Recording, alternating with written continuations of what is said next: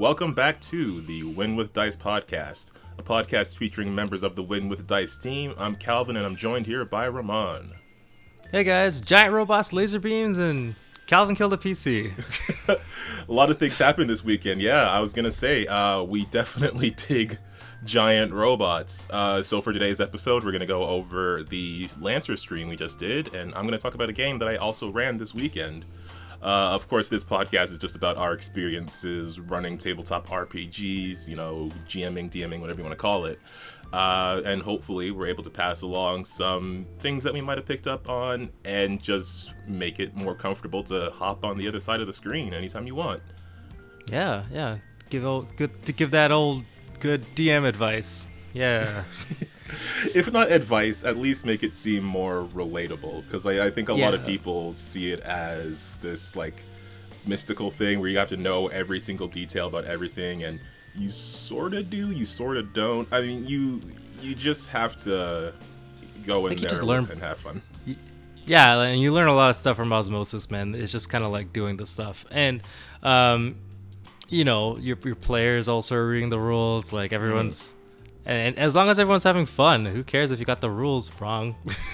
Exactly. No one's gonna audit your game. Like, just go ahead and do it. And if you guys have a blast, and then whatever. Yeah, it's good. So let's just get right into it. What do you want to start with? We can talk about Lancer first, because I think that's the bigger deal. All right, cool. Let's Lancer it up then. We ran a game, or I ran a game. You ran the game. For the I first ran time. the stream and stuff. Yeah, you ran the stream and stuff. Thank God Calvin is our cameraman, I guess. I'll put a link to the stream itself in the iCard section, which I'm first learning for on YouTube. I'll just put it up there so you guys click on it if you want to jump to that. And I'll also put Calvin will probably, or myself will put a link down below. Yeah, I'll do the description. You can do the cards. I don't know. Sounds good. Well, anyway, we ran that game. We got about halfway through the mission. It was tons of fun. I think we had a little bit of technical difficulties at the beginning, but we straightened that out. All we lost was me, so it's not really a huge issue. Oh no, Calvin, you definitely add to the experience, the Win with Dice experience. What's Win with Dice without that intro and outro, man? That's the sauce. That's fair. We got the outro still, so. Let's recap the game. Sure, okay. So these boys, the PCs, are special individuals chosen by the Sundry, which is like a corporation who has clients, and they they take on jobs, and they send off these Lancers to go deal with all sorts of issues. The idea, or the mantra of the Sundry, is that individuals, even though the galaxy is big and vast, individuals can still make a difference, and it's all about kind of making that net positive, right?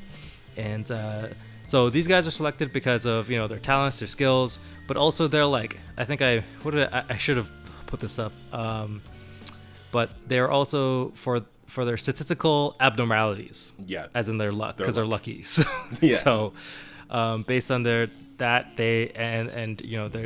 ability to get out of harrowing situations, they are chosen to form a team and set off. And the first thing was that if you are familiar with Lancer lore, I guess, or the game's universe, because my game is set in the Lancer universe, which is our universe, just 5,000 years after Earth collapsed. So I don't really know how long that was. So but how far in the future it is. But anyway, you can. Last episode, I went into grave detail about how cool Lancer's universe is. Yeah, you talked about that a lot. Yeah. So, I'll also put that in iCard right here if I remember to do that. It's set in our universe, and IPSN, which is like a company where you purchase these licenses from, where you buy your mech gear from. essentially. One of their interstellar shipping lanes, some ships are being were attacked or gone missing, but there was no distress signal being sent out. There's no evidence of like ship debris or anything like that. So they can't really do anything about it because they don't know where the ships are being disappeared from. There's just and typically it's like they can't track all the ships everywhere because of time delay from like light, right? Right, there's like the delay from like the actual speed of light, and like all these real hard science reasons why they can't track these ships. So they have sequestered the help of the Sundry to figure out this problem, and they sent based on their calculations, they sent the boys the party into so they basically identified a convoy of ships that are likely to be attacked based on their statistics, and basically said like, hey, these are your bodyguards, right? But without actually telling they're supposed to solve the problem, but they didn't really outright tell the convoy that like, hey, we're here to actually solve the problem, because I think they would get freaked out if they were like, yeah, you're likely to get attacked. If they knew they were bait, so they didn't tell them that. So basically they boarded onto their smaller craft and was following the convoy, and then they were in there because of interstellar travel. It actually takes months of travel, so you spend parts of the journey in like cryostasis essentially. And the next scene after they boarded up onto their ship, they are alerted as their ship was out of interstellar like sublight speed and is now orbiting a planet somehow. And they were ejected out of cryostasis, and immediately all the convoys being attacked by a bunch of these kind of orbital drop ships essentially, and they're and like are scuttle ships. So it's like they're not meant for interstellar travel. They can't even get up to that speed. But some reason, all of the ship's controls are all messed up and they're locked into orbit. And they also dumped all of everyone's fuel, so they can't actually get up to speed again. So they're kind of stuck orbiting this planet while like these pirates basically came out of their ships and are just ripping them apart, tearing them apart in orbit, and collecting all of their crap, like looting all their stuff. So and you find that your communications are all jammed. You can't even talk in between the ships. You can't even send a signal out of the system, and so there's only one thing to do, which is jump into your mechs and head out. And fight. So when we did that fight, for one, I really liked the map that you did, because we were all in space for our first battle, which was really interesting. So our mechs were doing a lot more flying than they normally do. But also, the situation that you put in front of us is a mechanic that I'm probably going to steal at some point, wherein it was sort of like a capture the flag, king of the hill kind of, more of a king of the hill kind of thing, where between the two ships, there were two ships that we were protecting, and each of those ships was divided into different spaces, like the engines and the cargo. And essentially at the end of every round, or what's the turn? Is it round or turn? Whichever the term. Yeah, it's round. Okay, every round. You were looking at how many people were in each of those locations, and whether it was like contested, if it was even, and then if it was being controlled by someone, if they had more people there. Like if there were two enemies and one player in one spot, the enemies would get a point, versus there being one player but zero enemies and the players would get a point. And then you just like go through a set number of rounds to see who would get the most points, and then there would be obviously consequences from there if we didn't destroy these guys like before that set number of rounds. And right. Yeah, I just thought that was really interesting as a situation to like control a space, because then you set up a like a system or a situation where the fail state isn't just losing the fight, and the win state isn't just losing the fight. Like there's another way to win or fail in that situation. Yeah, definitely. Well, I ripped that straight out of the core rulebook. They give like 6. Yeah, so I mean, but I also added in the ability to just outright win by destroying like the team leader. So it was like I thought it was really cool, and it's actually really kind of war gamey. Like if you played like Warhammer or Warhammer 40K or anything like that, those objectives kind of scenarios are prevalent in that kind of system. So it was like, oh, cool.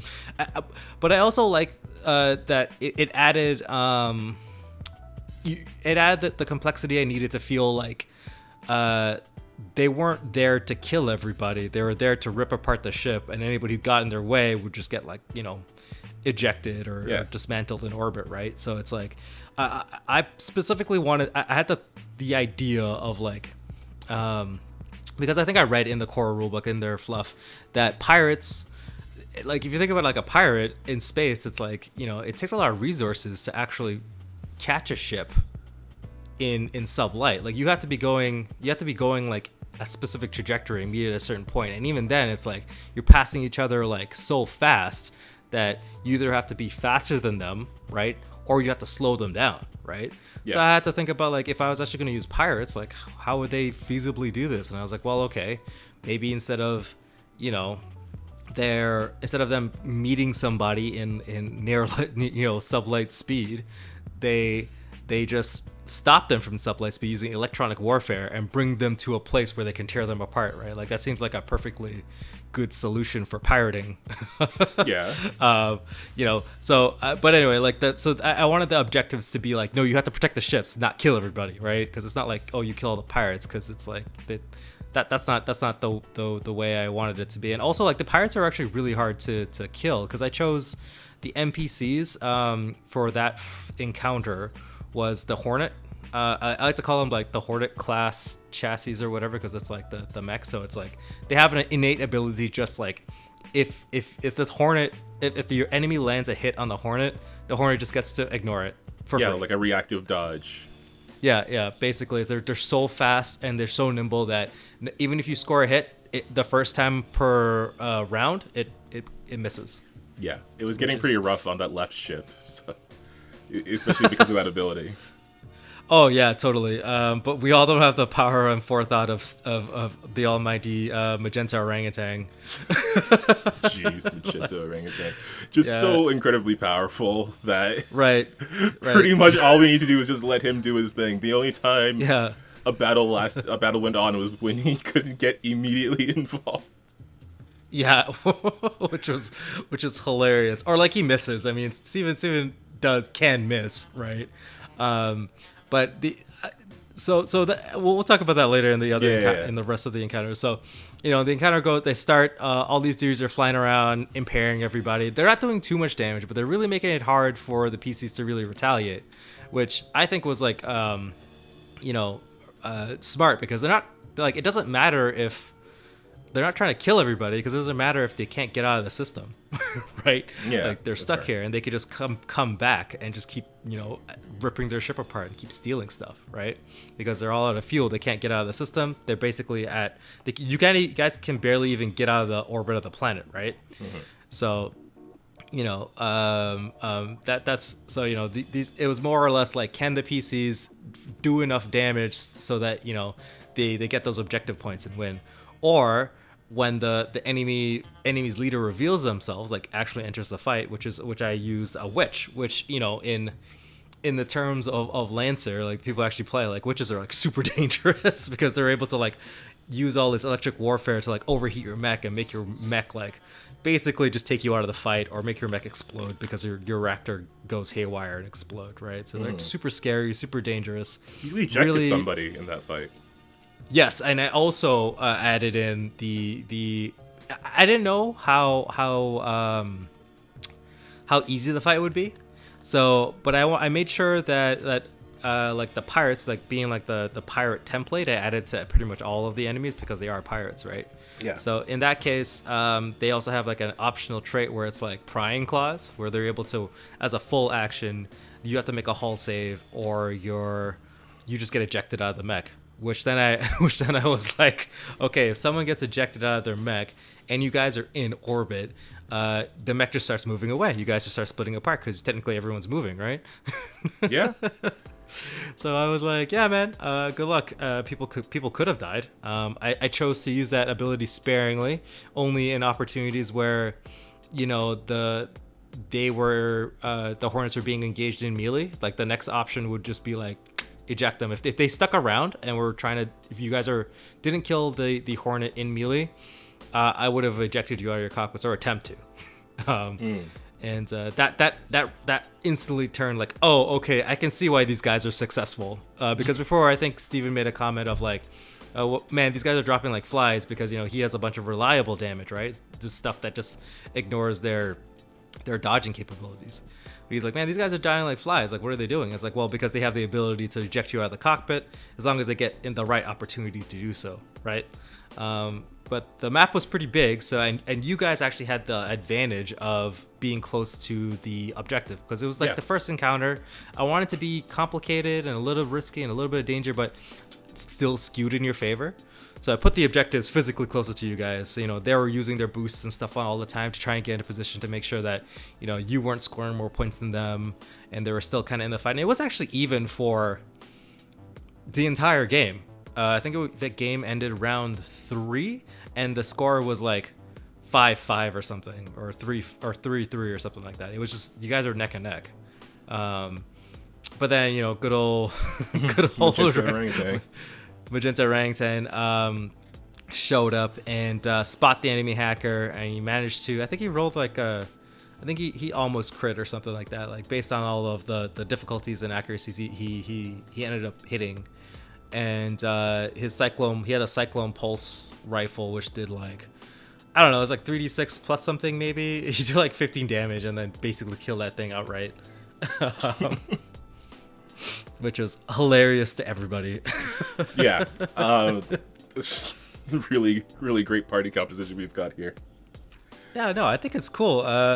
And then right after that, I switched, which I was pretty proud of. I found a whole bunch of basically GIFs that I can add into Roll20 of like meters and like exclamation marks and like, you know, to simulate that a computer is running essentially.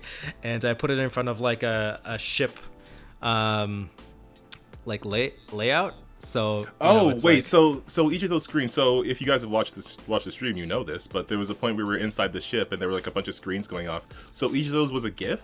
Like I thought the whole thing was one. No. So I'm gonna use that map again. So there's the image of the space and the rocks and the planet in the background. Then over top of that is like a picture of a starship interior with the windows cut out. Right? No way. Right. And then I found some transparent GIFs that like from like the Roll20 marketplace or like online, and I just literally stuck them on and flip into the background layer. And because it turns out Roll20 runs GIFs pretty well, so I was like, yo. Oh, dude, I thought the whole thing was one big GIF. I didn't know. Okay, so you're gonna be using that later to have it like change scenery and. Okay. Yeah, I think it's pretty cool. So I can like, you know.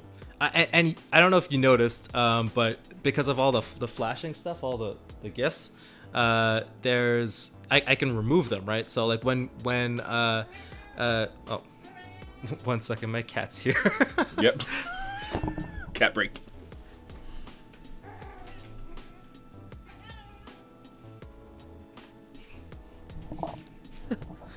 Okay. She was just meowing at me for something.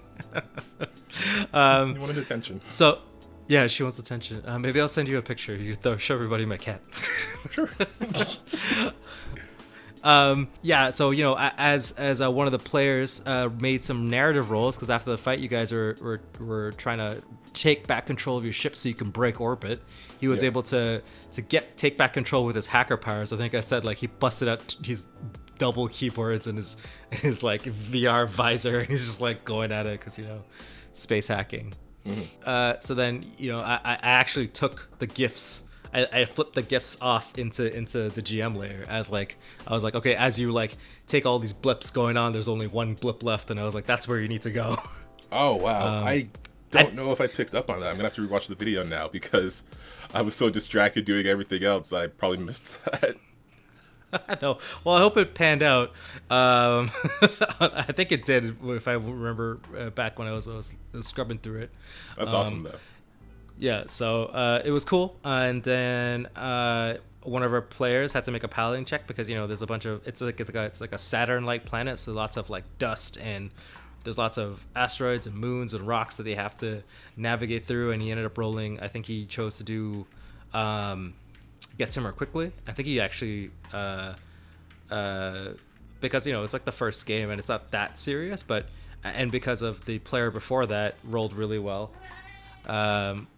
he was able to navigate his way through. He rolled really well, navigate his way through, and then at the beginning of the fight of the next encounter, I was like, since you guys did so well in that little narrative section, you guys get first turn. You just initiative. Everyone gets to go before the enemies, right? Which really paid off. Yes. That's actually pretty powerful, turns out, which is okay because I think you guys earned it because you could have been way worse. You guys could have scuttled your ship, right? Totally just. I'm still trying to think about how I feel about the way Lancer does initiative, because it's essentially like you choose who goes next. There's no like set order or anything like that, and I see the value of it in strategizing. It's just a little it's a little more chaotic than I'm used to, I guess, as far as something simple like initiative goes. Like I'm used to that just being it's this person and this person and this person, not okay, what do we want to do now? What do we want to do next? Yeah. And having to figure that out. Also, I did just rewatch the video. I see you removing all those blinking dots on the map. That was brilliantly done. I don't know what I was doing. I was probably tweeting. But yeah, that was nicely done. All right, cool. I hope people on the stream saw that. That was all for you. Well, I probably would have done it anyway, even if we weren't streaming, because that's like the stuff I like about being on Roll20 and using it, because you can do cool visual tricks and stuff you can't normally get to do in person. So anyway, you guys got the initiative, and I like, honestly, I like the Lancer combat initiative where you just like the players get to go first, and then after that we alternate. That's like one player gets to go first typically, and then the enemy gets to go, and they go back and forth, because it's like I find that rolling initiative and putting everybody in order, sometimes like you're stuck in that order but you really want to switch it around. Like let's say a player gets dismounted or ejected out of their cockpit, and they're like, and then now it's like, well, okay, if I don't go first next round, I might get hurt because I'm outside of my mech. So then it's like, well, that player gets to go first. Or then it's like, but like, wait, maybe I want to go first because I want to go kill that guy, right? Yeah. I think it's cool because it gives it back to the player, and it's less about like chance, right? It's like more about strategy. And, it is good for those moment to moment thinking of like, this one person might have the better options or better tech to deal with a certain specific enemy, or they might be in a better position, or again, someone is in danger. They got to deal with that before they're in a vulnerable position, like being thrown out of their mech in space. They got to deal with that before the enemies go. Right. And I think it's like good because then it's like, it's good for the DM, because then it's like, what if your players just spike high on the initiative rolls? Then like, your dudes are dead, probably, right? Or the other way around, or it's like, but now you guys get to, or like maybe your setup person is, you rolled low on initiative, so now it's like, okay, now we have to wait a turn before we're operating at max capacity or something, or like like that. So I think it's just better. I think it's just easier. I think it makes Lancer stand out, in my opinion. I do like it. Yeah. So the next map I had these guys. Basically, their ship gets the enemy are caught off guard, but they're able to last minute jam their ship again, so their ship stalls out. But they're close enough to this moon where there's like a big comms dish there, so they suspect like, oh, this is where the signal's coming from, and then so they had to descend to the moon because it's it's a moon. It's not like has a lot of gravity, so they're able to fly their way through these asteroids, but they got like ambushed, right? But they got the drop on them because they came too fast. So then the PCs went first. So I think Joel's character, S Left 4 Dead 5. I think it was. I was confused. I think I wrote Slade in the layout that I had made, but it is 5L4D3. I thought afterwards it was just Slade, but it is actually that. So I'm gonna have to update it so his call sign is accurate. Right, accuracy. Well, anyway, his character he's playing a hacker, and he has all these cool tech abilities. So he was able to, with all of his abilities, pull or make 3 of my Hornets basically group together, and then then right after that, Steven's character Magenta Orangutan came with his bombs, his grenades, who does like automatic damage, and like his rifle like has reliable. And like honestly, this has shown me that reliable weapons are probably like one of the best weapons in the game.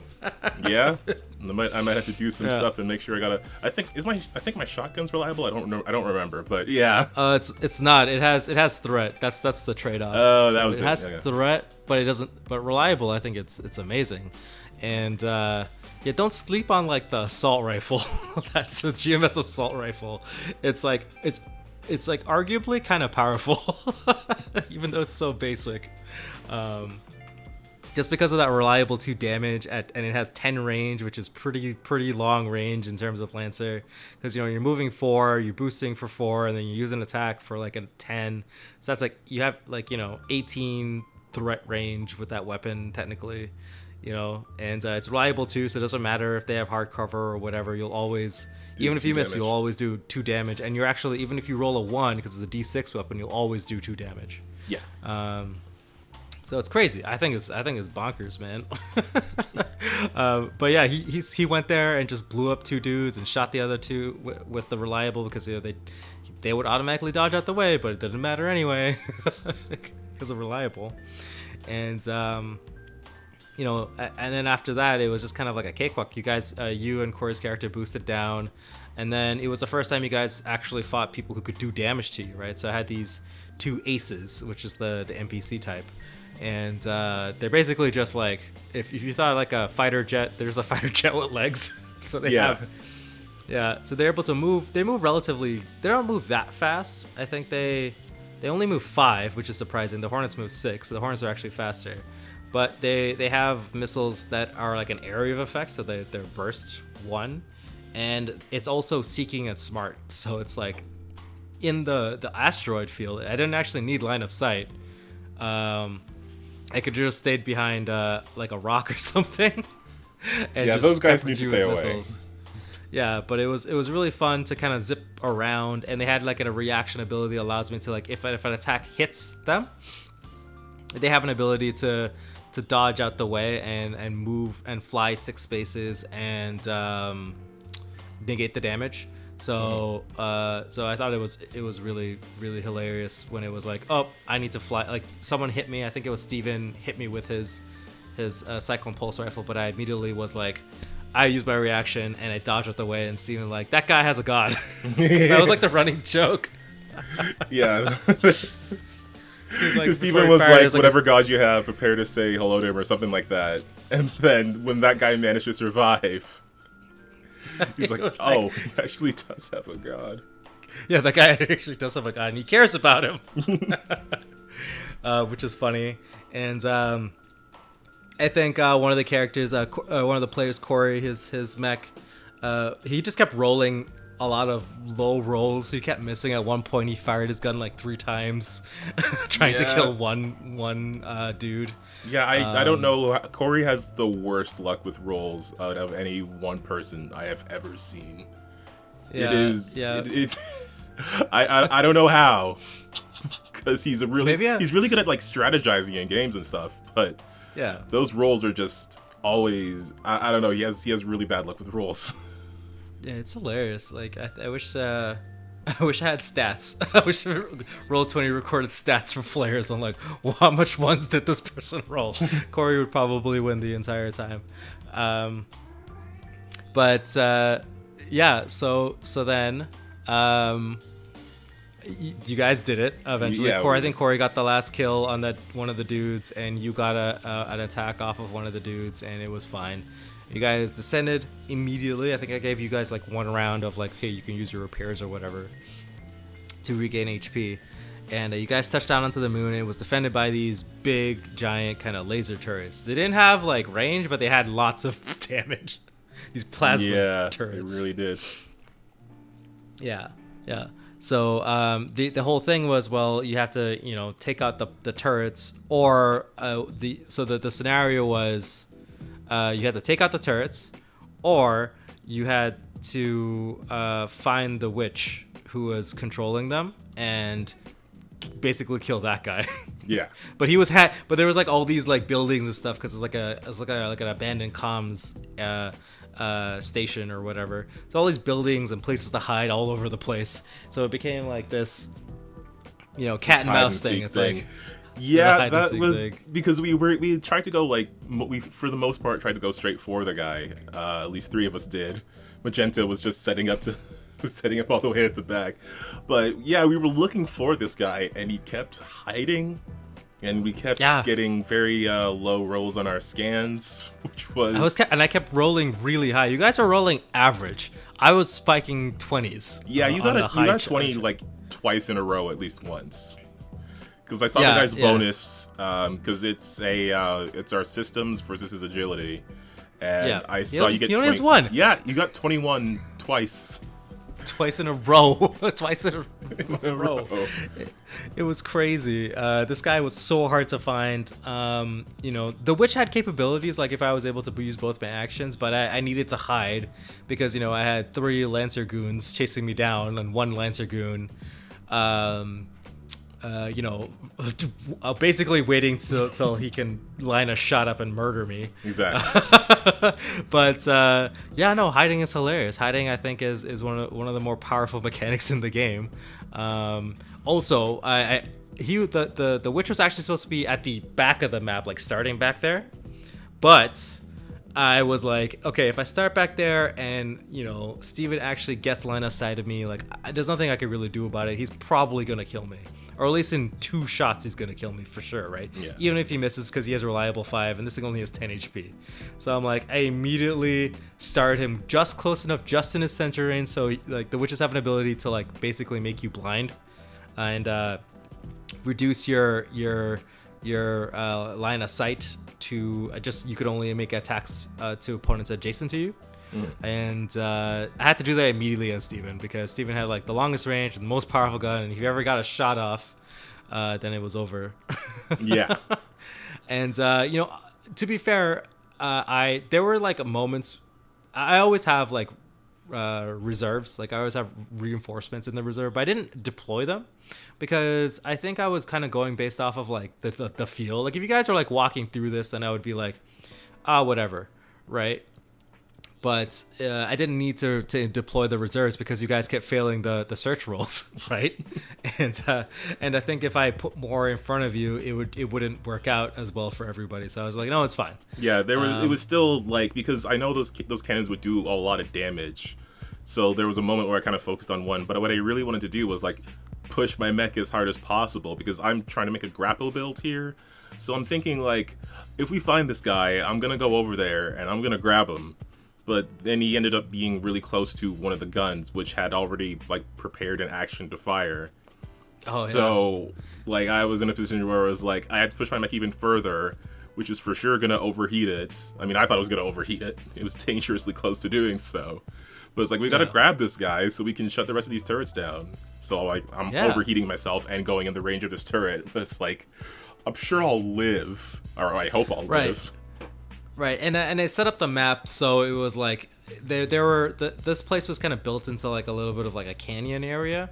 So all of the turrets were on top of higher elevation, and if you're inside the canyon where all the buildings are, you would get like hard cover. But I also built the turret to have like hard cover gives you 2 difficulties. So it's like you roll 2d6 and take the lowest, but then it's like, the turrets have built in, they're not moving, so every turn they're going to lock on somebody, use that lock on, and their gun is accurate, so it would negate it. It would just be a straight roll.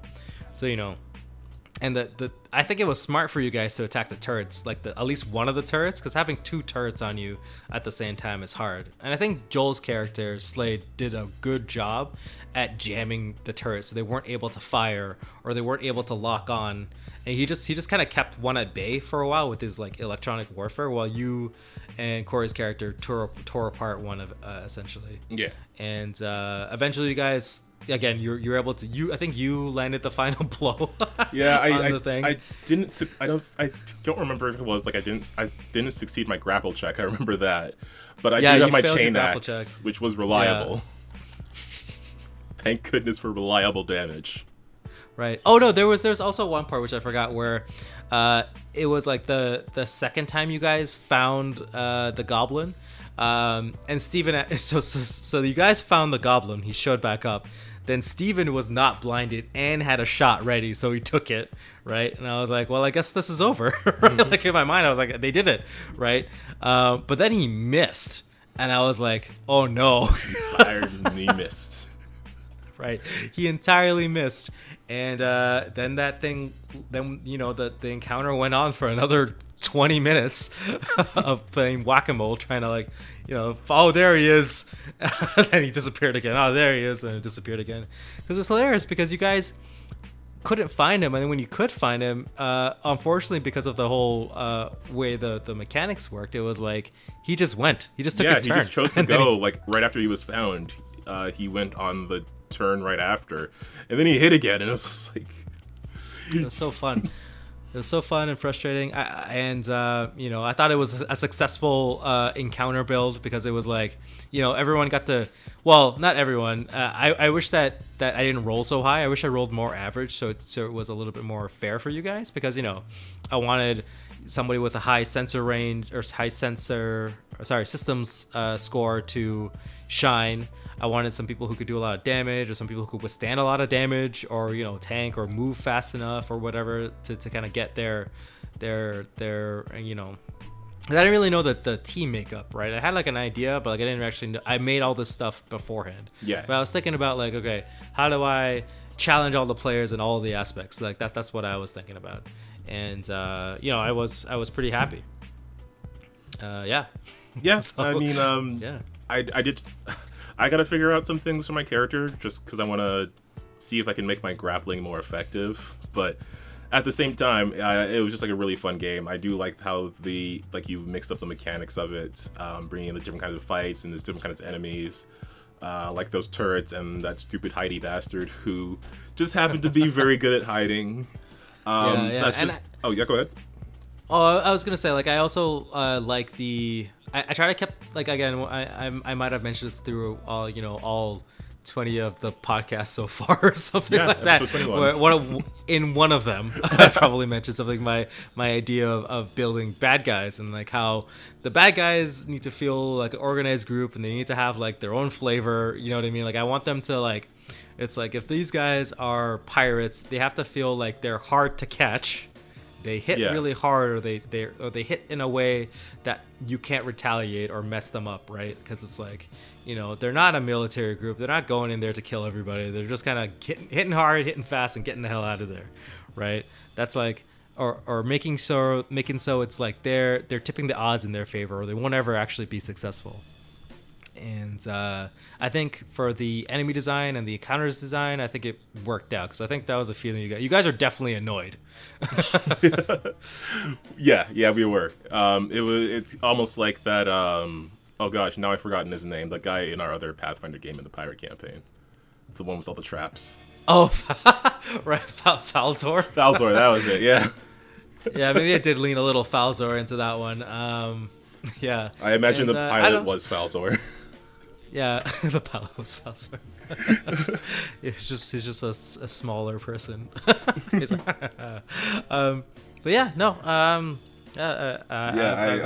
was very happy. Yeah, I think that game went amazingly well. Just a balance of creating great encounters and then the dice creating great chance things that you didn't expect. I think it went great. The stream went great. It went really well for our first one, aside from some technical difficulties. A lot of people seemed to like it. Got a lot of good feedback on it. And yeah, there seemed to be a lot of interest in it. So I don't know. Hopefully we get to do one of these again soon. I want to do something, but I gotta contend with doing the technical stuff. But I don't know. I do want to do something on stream at some point now because I'm just seeing it was really fun. Yeah. I had never actually streamed anything before. I've been wanting to stream gaming for a long time, but I never had a computer that could deal with it. But now that I do, I don't know, hopefully you'll see more of us online streaming, either playing games or doing more RPG stuff. Yeah, for sure, for sure. I'm definitely gonna. Well, I think this is the ongoing Lancer game campaign, so you'll definitely see more of my game. And I'm on the hook because I told my players I'm on the hook. Let's see how well this goes for at least 12 missions to get them up to, or I guess it would be 12 missions because they started at license level 1. Mm-hmm. To get the license level 12 because I really want to see what the end game of Lancer looks like. I've only theorized it of all the shenanigans you could put together with a mech, but I want to see what everybody else gets to do about it. And I want to see if I could pull off 12 different missions that all seem, they're all different. That sounds so hard right now, like I'm thinking about it, but well, you got the perfect setup for it, so yeah. So and thanks to all the tools. Again, Lancer, I think it might still be on what's it called as of today, Monday. It might be out of sale. Yeah, by the time this goes up, it's probably not on sale anymore. But it's probably not on sale anymore. But go pick it up. It's an awesome system. I love it. All the artwork's awesome. All of the lore and all of the mechs and I think we gushed about it on the last episode. But again, it's an awesome system, and the core rules without the GM stuff is free. You could just go get the PDF and have all the licenses, have all the mechs, learn how to play the game, totally for free, and maybe throw your GM some money and get them or you could buy it, the core rulebook to get all the NPCs and all the GM stuff, and then you guys can run your own game of Lancer because I think that Lancer is a great system and. Definitely people should play other games in Dungeons and Dragons, even though there's nothing's wrong with it. I think it's kind of cool to play space robot game. Yeah, again, it's just the thing, like, whatever genre you're into, if you're not into the fantasy genre, you don't have to feel shut out from the tabletop RPG space. Like, there's something out there for you to play. Definitely, man. It's so fun. Yeah, well, I yammered on for a lot. How was your weekend? Well, Ramon, the day before our stream, I had already scheduled a game, and I was like, oh, I'm sure this will be a quick game. The combats don't seem too difficult. I'm sure we'll get through this just fine. We ended up playing until 12, so... Oh my god. I had to sleep in a bit the day before, so that's why I was doing so much last-minute stuff, but... Ramon, I have to confess, I killed another PC.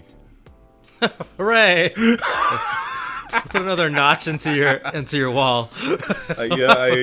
This one felt worse than Keeley because, again, this was my group that I first started DMing with. Like, the first game I ever ran, like, 2 years ago or whatever. Yeah. I don't even remember how long ago it was, but... Yeah, that was one of the first characters that I had been introduced to and being run by, my homie, my friend. And I killed him, and I didn't intend to. But we'll get to that part of the story. I'll do a recap, because we're doing recaps. So, essentially, like I had explained with this group last time, they had went and bought a cart. They bought a horse and a cart. They named the horse... Chauncey Cloppington, and they named the cart Monster Energy Drink Presents The Cart, all in capital letters with a capital K. I was like, okay guys, sure. But they were saying that they were asking if they could get a sponsorship from Monster Energy Drink, and I was like, you know what, yeah, now there's a Monster Energy Drink in this world, but it's like literal Monster Energy. It's just you get it from monsters. Exactly. And yeah, depending on which one you drink, it'll give you different stat boosts, but they haven't gotten to a place that sells it yet. Oh, okay. But anyway, so they had this fancy cart that they were riding along with. I made a new random encounter table, so I just experimented on that a bit with them, and essentially they just found a random interesting object in the road, and I used it to do a bit of like world building stuff, which I'm trying to do a bit more. I just like injecting like very small minor details that probably aren't like related to the overall story, but just kind of make the place feel a bit more lived in. Yeah. So they went on from that to get to this town that was essentially like the biggest draw to this town was a fighting pit in the middle of town. And when they got there was already like a battle going on, and it was obviously like a very important one. Like the local champion was there fighting against a newcomer. So there was a bit of a back and forth with that fight. Just because like I've made like a bunch of like random places on my map. So I'm trying to give each place like at least one unique and interesting thing. Like one is like, oh, there's a bard college over there, and one's like they make some sort of specific ale over here. And this one was just like, it's a fighting pit. Yeah. Which was like sort of an obvious temptation for one of the players to jump into the pit and have a battle. But first they set up their rooms. They went to a local inn. They got their rooms and stuff. And then, they came back to the fight pit. And they, so the player, a dwarf barbarian, obviously stepped up to go into the ring because he's a dwarf and a barbarian. They were making bets on this guy, and I realized I have no idea how betting works. So I was like, you guys will win back your money plus half if he wins. That sounds good, because 2 times seemed like too much. So it's like, you'll get back your money if he wins.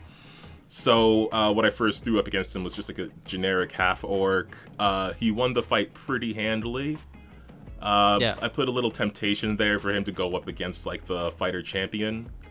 And I was thinking like, because I'm keeping track of time and everything, I was thinking like maybe the next day that'll come up because I already had something else planned, but I kind of just like set the seeds for it. And then they went back and they celebrated, and I was like, you see the person the champion beat, and they seem really mad, also at you. Just to, I don't know. I wasn't sure where I was going with that, but it was just like, they would be pissed off, they would be unhappy, maybe something will happen, I don't know. But bar fights ensue. Yeah, maybe another bar fight.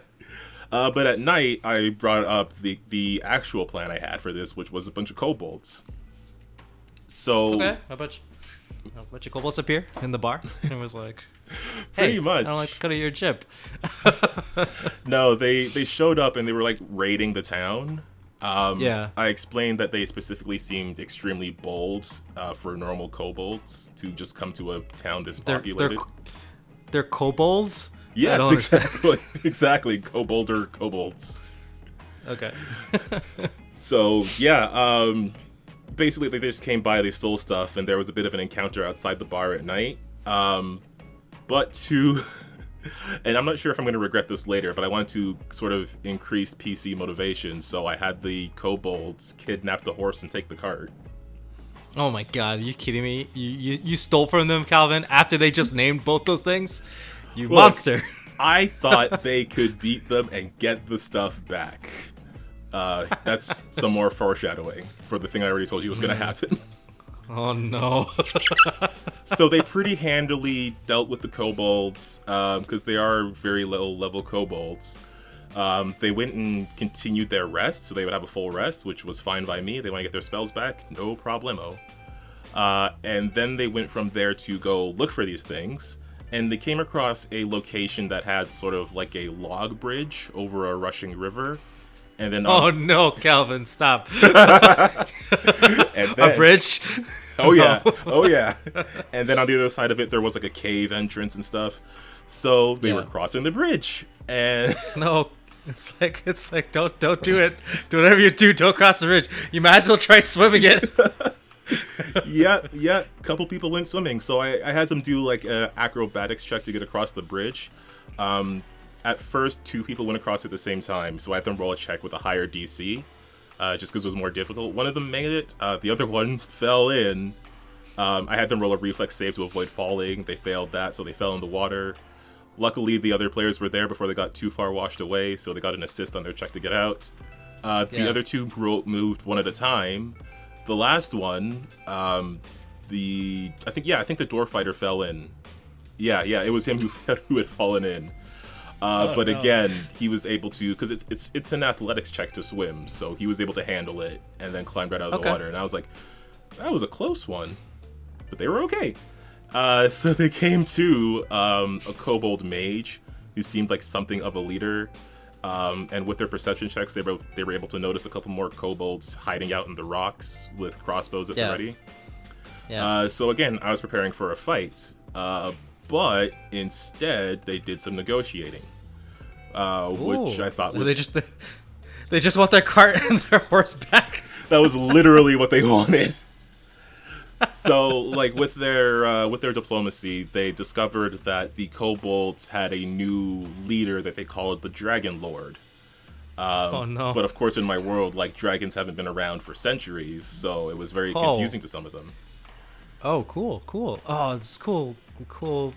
Calvin world lore building. Wait, this is like the same world that Tim's games run into. Yes, right? it is. You guys are all in the same. Actually, their planned path is going to intersect with where you guys just were. Oh, they're gonna hear about some exploits, maybe. I don't know, maybe. That would be kind of cool. Okay, well, anyway, I didn't know that about your worlds. That's interesting. Yeah, so that's why it was confusing. Like all the because kobolds love dragons, and it's like they're following this new person that they're calling the Dragon Lord. So with their negotiations, the mage said, "Okay, like I'll take you to the Dragon Lord who has your stuff, but you have to leave your weapons here." So some of them did some sort of stealthy checks to hide their weapons. But unfortunately, the barbarian had to give up his maul, and the wizard gave up his dagger, which was whatever. Wizards don't need that. Yeah. So they went to the Dragon Lord, and they quickly discovered that the quote-unquote Dragon Lord was actually a particularly intelligent wyvern who had just basically tricked all these kobolds who were so desperate for an actual dragon to lead them. It's like, yeah, I'm a dragon. Ignore the fact that I don't have enough legs.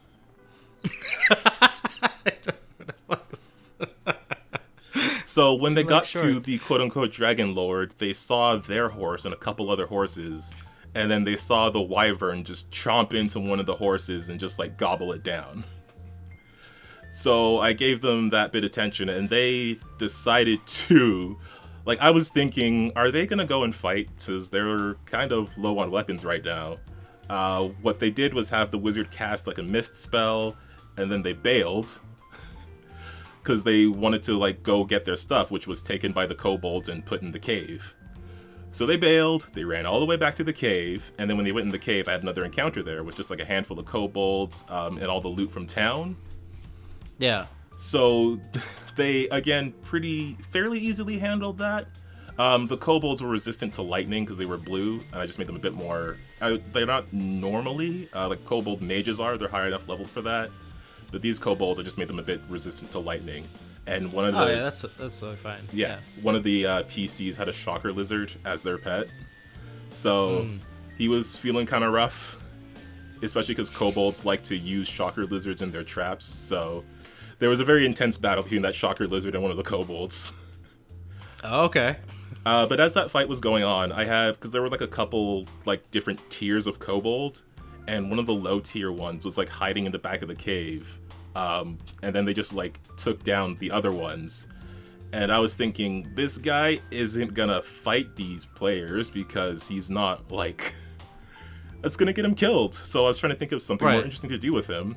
And what ended up happening is I had him hiding, and then the wizard, this very diplomatic wizard, he came up first and he just sort of offered a hand to this guy, and with some diplomacy they talked to this kobold who I generated the name Tilto for. And they discovered that this guy, he was fully aware that the wyvern wasn't a dragon, but no one would listen to him because he's a small runt of a kobold. Yeah. So he offered to help them try to negotiate with the other kobolds. So I was like, okay, we'll see how that goes. I'll give him a die roll for it. So they get their weapons back. They go back to face the quote-unquote Dragon Lord. It was an interesting fight. Was it a bloodbath? Sort of. I'm assuming. Yeah. So they were a bit more they were pretty prepared going into this. Because last session I did with these guys, I had them face a CR7 skeletal Hulk, this massive bone creature. That had its AC being boosted by that machine that I had spoken about before that was summoning even more undead creatures. So I was they were able to handle that. So they can handle a CR6 creature, and these kobolds are even lower level than the skeletons were, so they'll be fine. They'll be fine.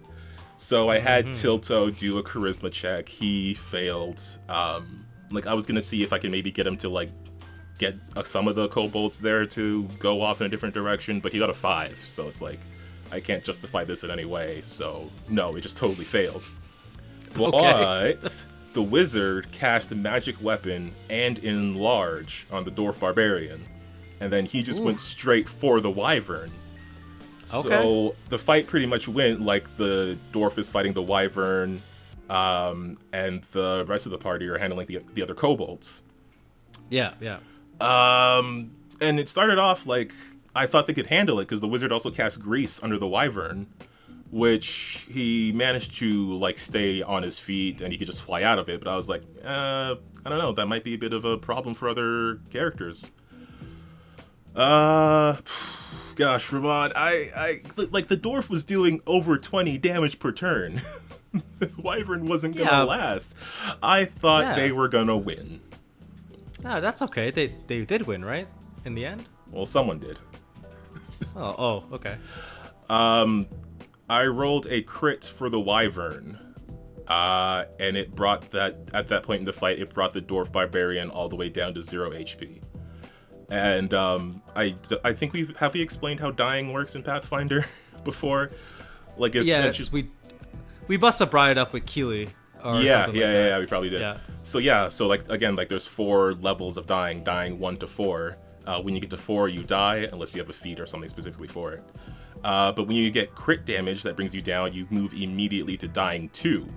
And then if you fail your recovery checks, you move down another step. If you get to 4, you die.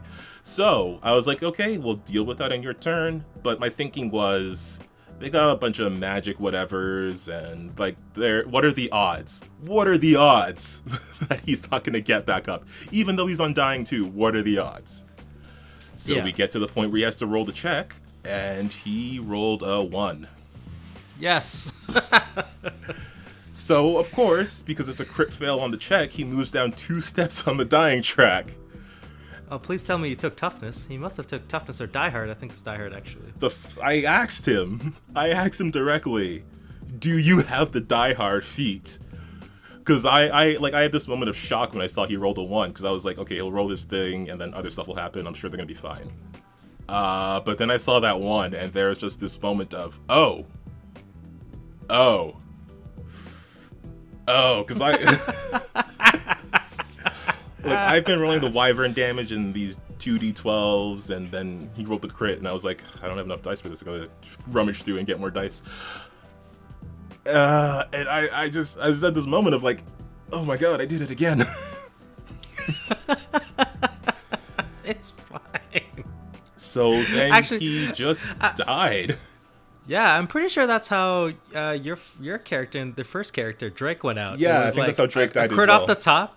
Yeah, I critted you, so you went to dying 2, and then you critically failed, and then you went to dying 4 and died, which was hilarious. Yeah, I didn't even realize that till like way after. I was just too shocked in the moment. I mean, I don't know. Was the player okay? No. He's fine. They're all like, as people, they're all fine. But yeah, okay. I mean, then that's okay. I mean, it must have been epic. I mean, he was soloing a wyvern on his own, right? Like, that's like the stuff of legends, man. Like, that guy, that's what I'm saying. It's like, I love it when there's these extreme life or death situations where the player is like teetering on the edge, and even if the player dies in the scenario, it's like I think the players will remember, like the whole party will remember that time that your dwarf fighter took on a thing wyvern solo or whatever. Yeah, went out like a hero. Yeah, went out like a hero. They'll live in legend, right? Like, yeah, because that's just how it is. I mean, if he had survived and killed the thing solo handed, it would also be good. But I think that like death and PC killing is definitely has a place at the table. Yeah, it's the thing I'm still getting used to, because like especially with a character like this that I've had around for so long at this point. I don't know, like with Keely, he was only there for like a couple of sessions, so it wasn't as bad. But yeah, this was our 10th session. Ooh, that's the best time. Like, I think that's really. I feel like if you've gone through so many sessions without somebody dying or get badly hurt or something, then it's like, it's not that big of a deal. But like, sorry, I mean, like, it's bound to happen. Yeah, it is. Like, I get the odds of that now.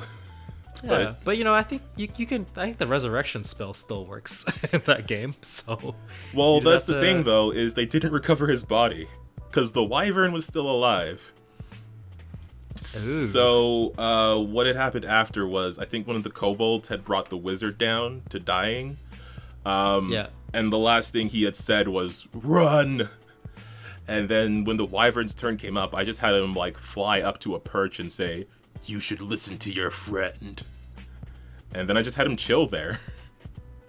Yeah, that's a good call. I mean, that wyvern doesn't have to sit there and take any more licks if he doesn't have to. You already killed one person. Yeah. He's definitely on the top. So I guess your parallel players probably ran away, right? That's what I would do. They sure did. Because like when they first encountered the wyvern, I had him, like, they wanted their horseback, so I had him say, "Yeah, I'll trade a life for a life." Because the party has like a raven familiar and that shocker lizard companion. So it was like, yeah, give me one of those and you can have your horseback. And like they're obviously a smaller meal, but he's kind of a jerk, so he just wants the thing that has more emotional attachment. Oh, so yeah, it's like that's how he makes the things taste better with the tears. Exactly. So he was like, "It looks like I got the life I wanted anyways." Wow, what a badass! I mean, I'm falling in love with this wyvern lord character. He seems like a real badass. Yeah, unite the kobolds. Like, honestly, I think if the PCs run away, I mean, I don't know about time frame in your game. This is what I would do if this was Ineon. I would just be like, yeah, man, even more kobolds rally to him and believe he's a dragon because how he just fucked up a bunch of players. Oh, for sure, that is gonna happen. But like, they had a main quest to deal with. This was just a small town they were stopping in. No, man. But so one of the characters, they took some time to do a heal spell to bring the wizard back to his feet, and then they all just used the rest of their actions to book it. Yeah. Tilto, that small kobold, who had tried to convince the rest of his kobolds that the dragon lord was not really a dragon. He was just following them because he had nowhere else to go. He couldn't go back home. Oh no. This guy's taken over. So yeah, they've got Tilto, this little cool small red kobold. Yeah. Well, I mean, it seems to me that they kind of went in there, really strong and believed in themselves and got their asses handed to them. It seems like a learning scenario where they'll attack the problem at another angle. I mean, they have that kobold. Sounds like the kobold might know a secret way in or other ways to maybe get to the dragon or launch like an ambush or something in there. Yeah, maybe. Like I don't know what they're gonna do at this point because like I literally ended with them like walking away from the battle and I had them roll perception checks to see that Tilta was following them. Yeah. I honestly don't know what they're gonna do because they had a main quest. They had a urgent thing where they had to recover these orbs of dragonkind before the bad guys did, and now this happened. Well, did the player, the dwarf barbarian player, have like another character in the roster here? Not yet. We scheduled a game for like we're gonna be playing every other week, so I'll chat with him at some point and figure out what he wants to do. I'm just like because he wanted to think of a new character idea, so I'm just letting him think of that before I reach out to him. But yeah, I don't know. Man, he should play that kobold. He should just play the kobold and have the kobold join the team, and then the kobold can get revenge and dethrone this false prophet.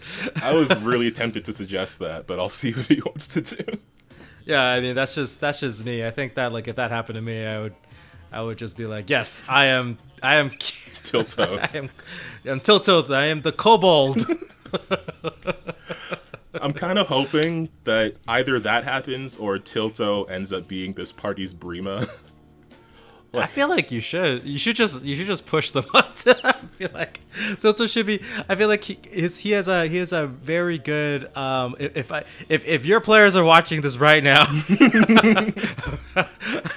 here's my plea. My plea to you is like I think that Tilto has a very cool perspective and might know a whole bunch of dragon stuff for him being a kobold because he's been like saturated in that kind of like history and lore and religion of dragon stuff. So I think that he might have a good perspective and shit and maybe kind of useful. He's also small and crafty and can fit into small places. Yeah, he can. He was hiding under like a bed when they found him. So Yeah, and I don't know. Is there any opportunity for any of my characters to like grab an NPC and befriend them and make the party bigger than just the PCs? Like, I'm all for it, and I always try and push it in my games and stuff like that. So I really have having a companion around. Yeah, it's fun because it just gives you more like. It gives you like a regular RP opportunity and gives you a thing that you can build along with the players. Yeah. So yeah, it is something I've been enjoying in our other games. So maybe it'll happen here. Like, this is more so than a lot of times I legit have no idea what's gonna happen next. It's pretty much entirely in the PC's court. Nice. I mean, it sounds exciting for sure. I gotta think up more details for this wyvern, this dragon lord. Dragon Lord. I feel like you just keep him as is. Like, I don't know. He seems like he's kind of winning the good fight for his stuff. Yeah, I want to give him a more detailed backstory though, just to explain why he's so smart. He went to college and dropped out. Yeah, he went to college, but he dropped out. Yeah, he went to Dragon College. Yeah, give him the Dragon College. You should give him some wizard levels. He's actually a wizard. I don't know. Maybe. When they come back and fight him, he has like a hat and staff. I am the Dragon Lord. This hat isn't mine. I just ate the guy who was wearing it. Yeah. He should have some like stuff, like player gear, because another party went in and they all got wrecked, and so he took his stuff and he's like, maybe I could wear this hat. He asks the kobold, what do you think? They're like, yeah. Sure, boss. Sure, boss. Oh, man. I don't know. They didn't even get to rescue the horse. And I wanted them to rescue the horse because I thought the horse name was really funny. Well, they're definitely, I mean, I feel like I would go back. I would never let anyone, like, that's the thing with players, right? Like, I feel like they love revenge. Like, damn, revenge is so strong with players. It's just like, even though you run away, it's like man, I really have to go back and kill that thing because I want to puss out. I have to avenge. Yeah, I'm really on the fence about whether the horse is going to be alive. I think it's going to depend on whether they go right back or if they go do something else. Really? Oh man. I really don't know. I'm trying to figure out which will be worse emotionally. I don't know. Well, I also don't know what to do for XP. Oh, well, you could also give him a quest. Like, so maybe, I know there's like the importance of getting to a place in time, but maybe the dragon would be like, or like the wyvern could give them a quest to go do something. Like, go get him some gold because he's a dragon, right? He needs to start his horde, right? Yeah. And he's like, well, attacking the town sucks. Maybe the dragon will just say like, hey, either go get me some gold from this one dungeon or whatever area, and bring back a chest full of gold or something like that, or and then you get your horse back and you can skip out of town. Or it's like you leave town right now or something, and then so the town's like undefended, and then maybe the town gets burnt to the ground when the next time they travel back through there because they didn't deal with the problem. Well, it's a blue wyvern, but yeah, lightning instead of fire anyway, so... Well, I mean, the kobolds didn't. They could just light stuff on fire with a torch. Oh, man. Oh, yeah, I could destroy this town. There's so many options now. Yeah. I am, like, at this point in this campaign, I'm, like, at the most, like, I don't know what's going to happen next. Well, like, most other campaigns, it's like, I know generally where you're going and what you want to do, but at this point, it's like, I don't know what you want to do. Yeah. Well, I mean... I don't know. I mean, maybe the wyvern's a necromancer, and the fighter comes back alive. They did have that kobold mage, so... Oh, man. That's so strong, Calvin. Please do it. That would be the best if they come back, and then it's like, and now he's a zombie!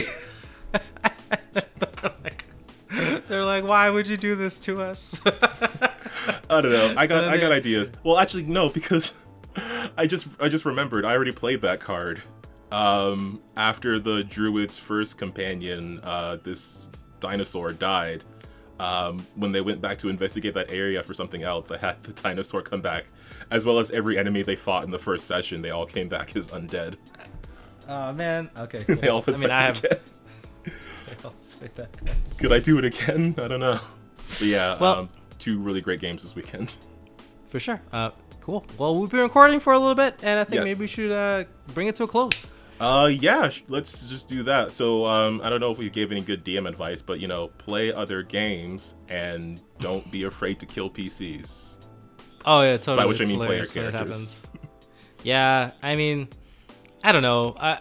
It's something that I always say that I'm comfortable with, but in the moment too, it's still like I don't ever plan to kill all my PCs.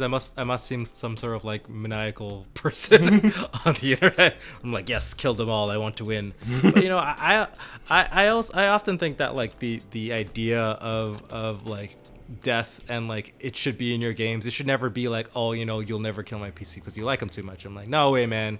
Everything's on the table, and that fear brings drama, and it changes the plot trajectory all the time. And it's like, what do you do now with that PC? Do you go back for the body? Do you try and resurrect them? Do you, how do you keep on the fight? Like it just like makes the game better, I think. And I think that like PC's S and even total party kills are part of the game and a part of our tabletop gaming history. And I think that you should never shy away from that. I think there's a place for it at the table. At least Yes. that's my opinion on it. You're totally right. It's just like with any story, like there needs to be that tension. You need to believe that anybody can die for any of the stakes to be real.